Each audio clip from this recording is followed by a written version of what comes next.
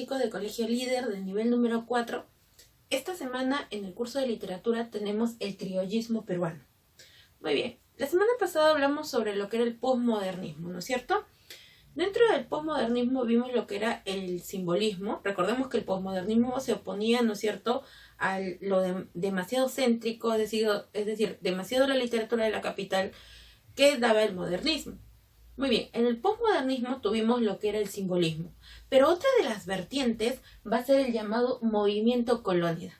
El movimiento colónida tiene un espíritu crítico y de rebeldía en contra, pues, de esta llamada elitización de la literatura.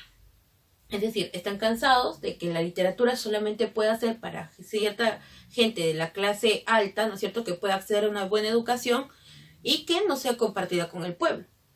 Expresión sencilla sobre la vida provinciana.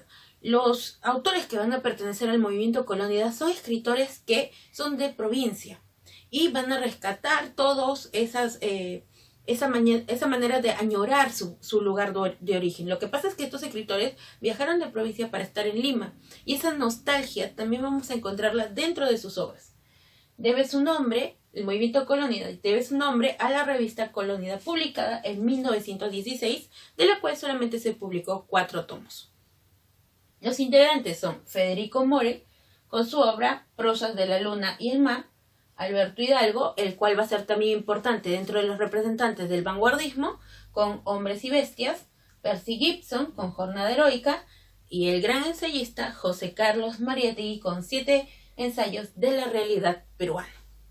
Pero el máximo representante y líder del movimiento colónida es Abraham Valdelomar, conocido como el Conde de Lemos. Él es considerado padre del cuento peruano, porque dentro de sus obras nos muestra ese cotidiano, valora las partes de la costumbre del día a día y logra hacerlo literatura. Cualquiera diría, qué aburrido que nos cuente lo que pasa todo el día, o sea, todos pasamos por eso.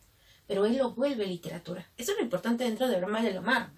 Y la sencillez del mundo rural. Esto lleva a que la gente pueda disfrutarlo porque también se puede identificar con los personajes aquí.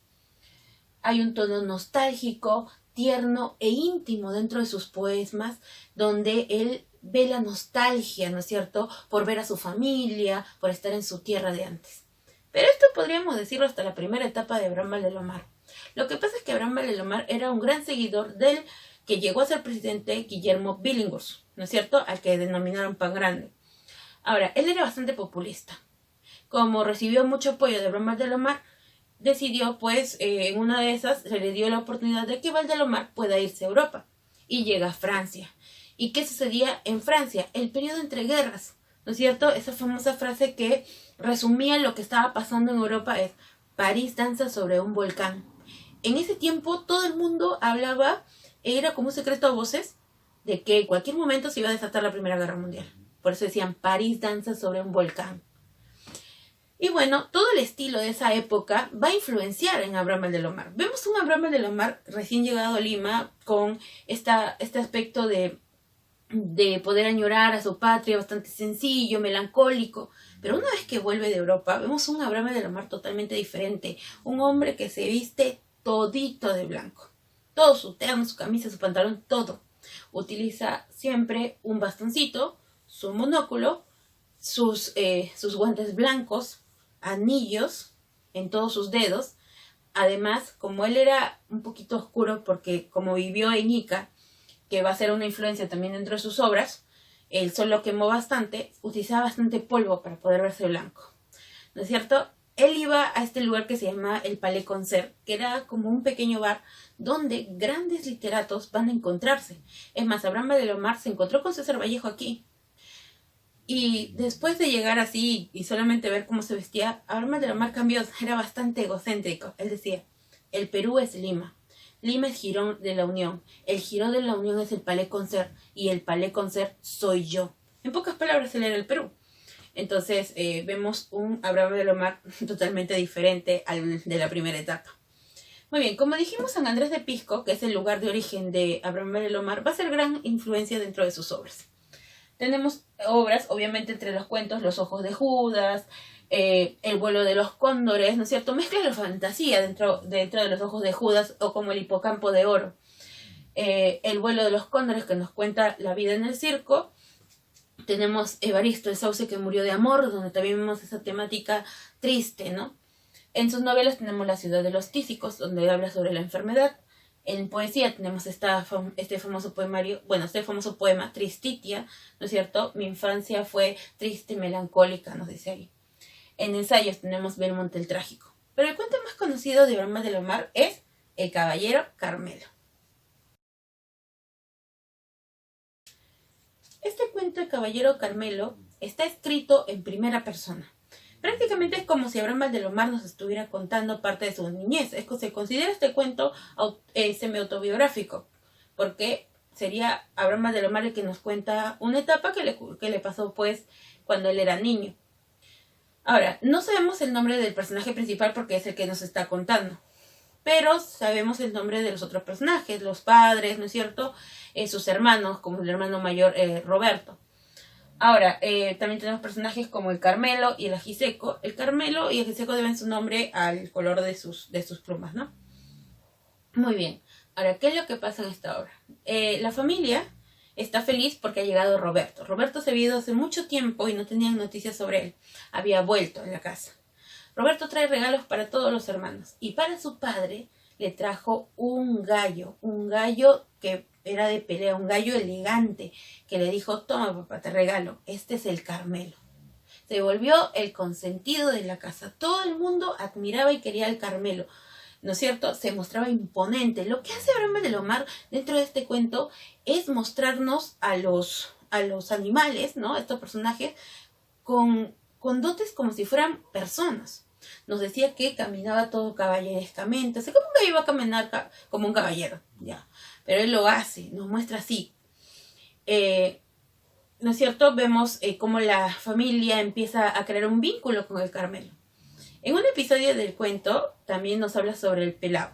El Pelao era un gallo que también antes habían criado la familia, que era un gallo también, iban a criarlo para la pelea.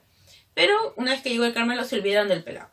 En una de esas dejaron la puerta entreabierta y el Pelao entró a la cocina y empezó a saltar por todas partes, botó platos y todo.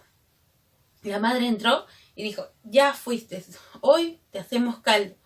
Pero uno de los hermanitos, uno de los hermanos de nuestro narrador, le ruega, le dice, no mamá, por favor no lo hagas, ahora todo el mundo quiere al Carmelo, por si ellos no quieren al Ajiseco, pobrecito, y lloré, y bueno, le perdonaron la vida al Ajiseco. Un día llegó el padre con una noticia. Había colocado al Carmelo para que luche contra el famoso Ajiseco. Este gallo había ganado bastante renombre. Y le dijo, ¿y cuándo es la pelea? El 28 de julio, como para celebrar el Día de la Independencia. Entonces iba a ser en el Coliseo del lugar de Pisco, ¿no? Pero el caballero Carmelo nunca había peleado, así que empezaron a prepararlo. Cuando lo están preparando también nos cuenta cómo le colocan sus espuelas como si fueran sus espadas, nos muestran como una preparación de un caballero alistándose para pelear contra un gran enemigo. Llega el día de la pelea y nos presentan a los dos como grandes caballeros. Así lo narra Abraham Valdelomar, ¿no es cierto? Comienza el enfrentamiento. Obviamente al inicio parecen de par, pero el Ajiseco pues logra imponerse por su tiempo pues de preparación, a diferencia del Carmelo. Pero el Carmelo le da y lucha, no se rinde. Y en realidad todos casi se habían apostado por el Ajiseco. La familia del Carmelo había apostado por él. Estaban peleando y en una de esas el Ajiseco lo tenía totalmente malherido a Carmelo y le da un ataque y el Carmelo cae. Y le dice, ya, ganó el Ajiseco. No. El árbitro dice, hasta que entierra el pico no muerto. Y el Ajiseco, como si fuera alguien así, ha derrotado a su enemigo, estaba pues vanagloriándose. Y el Carmelo toma las pocas fuerzas que tiene, logra levantarse y de un espuelazo mata al Ajiseco. Todo el mundo celebrando el Carmelo, el cual lamentablemente también había caído porque estaba muy mal herido. Lo llevaron a la casa, lo empezaron a cuidar. Y como si el Carmelo conociera, esperó que los niños volvieran del colegio y ellos lo vieron en el granero que tenían, vieron cómo él alzó sus alas, dio el último canto y el Carmelo murió. Vemos que es una narración donde vemos rasgos humanos dentro de los personajes que son animales. Por eso consideramos a Abraham Valdelomar el padre del cuento peruano por los grandes aportes y cómo convierte cosas de costumbre en literatura.